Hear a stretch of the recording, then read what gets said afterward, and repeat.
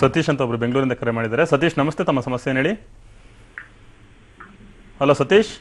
Hello sir ಹೇಳಿ. Hello Satish ಮಾತಾಡಿ, ಏನು ತಮ್ಮ ಸಮಸ್ಯೆ ಏನು ಕೇಳಿ. ನಮಸ್ತೆ. ಮೊದಲು ಮದುವೆ ಆಗಿ ಒಂದು ಮಗು ಇದೆ ಸರ್. ಹೇಳಿ ತಮ್ಮ ಸಮಸ್ಯೆ ಏನು. ಸರ್ ಈಗ ನಮ್ದು ವೀರ್ಯನ ನಿಲ್ಲಾಗಿದೆ ಅಂತ ಕೊಟ್ಟಿದ್ದಾರೆ. ಅದು ಏನ್ ಮಾಡ್ಬೋದು ಸರ್? ಈಗ ಎರಡನೇ ಮಗು ಬೇಕಾ? ಹೌದು ಸರ್. ಈಗ ಮೊದಲನೇ ಮಗುಗೆ ಎಷ್ಟು ವಯಸ್ಸು? 6 ವರ್ಷ ಸರ್. ಈಗ ವೀರ್ಯನ ಎಷ್ಟು ಸಾರಿ ಪರೀಕ್ಷೆ ಮಾಡಿಸಿದ್ರಿ? ಸರ್ 2 ಬಾರಿ ಸರ್. 2 ಬಾರಿನೂ ವೀರ್ಯ ಕಣಗಳು ಇಲ್ಲ ಅಂತ ಬಂದಿದ್ಯಾ? ಇಲ್ಲ ಸರ್, ಫಸ್ಟ್ ಬಂದಿತ್ತು ಸರ್, ಕೌಂಟ್ 1000 ವರೆಗೂ ಇತ್ತು. ಈಗ ನಿಲ್ಲ ಅಂತ ಬಂದಿದೆ ಸರ್. ಅದೇ ಕಾರಣಾಂತರದಿಂದ ನಿಮ್ಗೆ ವೀರ್ಯೋತ್ಪಾದನೆ ನಿಂತೋಗಿದೆ ಅಥವಾ ಕುಂಠಿತ ಆಗಿದೆ ಅಂತ ಕಾಣಿಸುತ್ತೆ.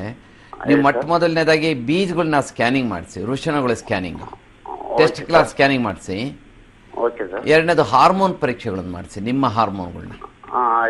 ಮೂರನೇದು ಟ್ರಸ್ ಅಂತ, ಟ್ರಾನ್ಸ್ರೆಕ್ಟಲ್ ಅಲ್ಟ್ರಾಸೌಂಡ್ ಸ್ಕ್ಯಾನಿಂಗ್ ಅಂತ, ಗುದದ್ವಾರದ ಮುಖಾಂತರ ಮಾಡತಕ್ಕಂಥ ಅಲ್ಟ್ರಾಸೌಂಡ್ ಸ್ಕ್ಯಾನಿಂಗು, ಅದನ್ನ ಮಾಡಿ.